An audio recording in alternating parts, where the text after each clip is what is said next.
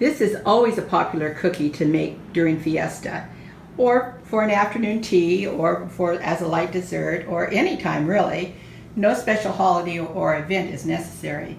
But in our house, we always look forward to this cookie during fiesta. To make these Mexican wedding cookies, you'll need 2 cups of flour, 1/2 cup of powdered sugar, 2 sticks of butter, salted or unsalted. I'm using unsalted. 1 cup of chopped walnuts, 1 teaspoon of vanilla extract. So I've creamed my softened butter.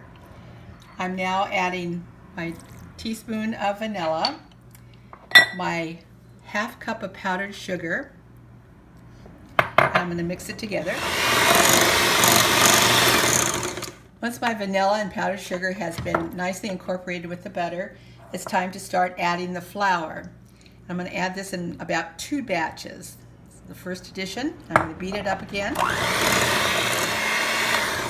So I've added both additions I've added all of the flour at this point, and you can see that the mixture is very crumbly.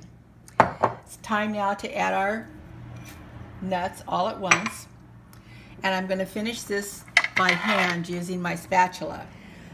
So our cookie dough is very crumbly, and I'm adding the nuts, and I'm incorporating the nuts, and it's still very crumbly. And this is when now you have to use your hands. So you just plunge your hands right in there, and you just start squeezing this cookie dough with your hands, and you will see that it all comes together. That's the butter and the flour, soft butter and the flour, all forming a very soft but bonded cookie dough. So our beautiful ball of cookie dough, I'm cutting it right in half. I'm going to make 2 logs, just rolling it with my hands until it forms into a nice log, which I'm then going to roll in plastic wrap. I'm going to put one in the freezer, which I'll bake at a later date, and another one that we will refrigerate for about an hour so the butter can firm up before we bake it. Piece of plastic wrap, just wrap it up, and we're going to put this one in the refrigerator for about an hour. Our log has been in the refrigerator for an hour, and it's firmed up nicely.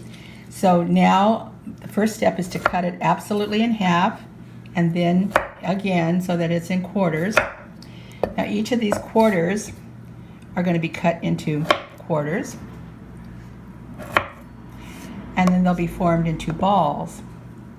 The origin of the Mexican wedding cake really goes back to the Arabs and the Moors in Spain, and then eventually traveled on into Europe, and it couldn't be further from Mexico. It was really actually the nuns in Europe who took what was called Russian tea cakes or snowballs to Mexico, where they were used and oftentimes served at Mexican weddings, and that was when the name became popular.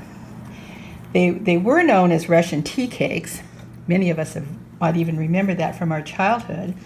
But the first inclusion in a cookbook was in the 1950s, and they dropped the name Russian tea cake and started using Mexican wedding cookies. And some historians have speculated that since these cookies are so similar to the Russian tea cakes, and the Cold War of the 1950s was kind of raging, nobody wanted to use Russia in the name. It makes about 16 cookies the way I cut them, and I'm placing them on my prepared cookie sheet. I like to use parchment, but if you don't use parchment, it needs to be an ungreased cookie sheet. They'll go in the oven at 350 for about 15 minutes. Our cookies are baked. It took about 15 minutes, and now they've been sitting on a rack cooling to where I can handle them. Now I'm putting them 2 at a time into my bag of powdered sugar and giving them their first coating. I will give these a second coat as well after they cool a little bit more.